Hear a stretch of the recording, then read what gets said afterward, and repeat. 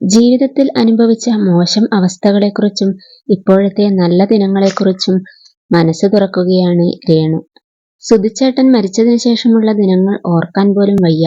എന്ത് ചെയ്യണമെന്നറിയാതെ പകച്ചു നിന്നിരുന്ന സമയമായിരുന്നു അത്. വരുമാനമില്ല, കുട്ടികളെ നോക്കാൻ ഒരു വഴിയുമില്ല. അന്ന് സുധിച്ചേട്ടന്റെ സഹപ്രവർത്തകരും സുഹൃത്തുക്കളും സുധിച്ചേട്ടനെ സ്നേഹിക്കുന്ന മലയാളികളും നമുക്ക് നേരിട്ട് അറിയാത്ത പലരും സഹായിച്ചിട്ടുണ്ട്. ഒരു വരുമാനമെന്ന നിലയിലാണ് അഭിനയത്തിലേക്ക് തിരിഞ്ഞത്. സുധിച്ചേട്ടൻ ഉണ്ടായിരുന്നപ്പോൾ ഒരിക്കൽ പോലും ഇതിലേക്ക് വരണമെന്ന് ആഗ്രഹിച്ചതല്ല.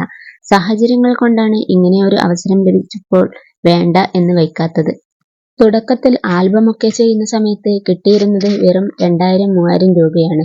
അന്ന് ഈ റീലുകൾ കണ്ടിട്ട് അടുത്ത സുഹൃത്തുക്കൾ പോലും പറഞ്ഞത് അവരുടെ വീട്ടുകാർക്ക് പോലും ഇതൊന്നും ഇഷ്ടപ്പെടുന്നില്ല, ഇതൊക്കെ നിർത്തൂ എന്നാണ്.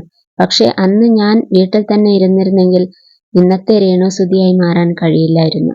കോടികളൊന്നും സമ്പാദിക്കാൻ കഴിഞ്ഞിട്ടില്ലെങ്കിലും 500 രൂപ വരെ കടം ചോദിച്ചിരുന്ന അവസ്ഥ എനിക്കുണ്ടായിരുന്നു. അത്തരമൊരു സാഹചര്യം നിലവിലില്ല. കുട്ടികളുടെ കാര്യങ്ങൾ നോക്കാനും കുടുംബം നോക്കാനും കഴിയുന്നുണ്ട്.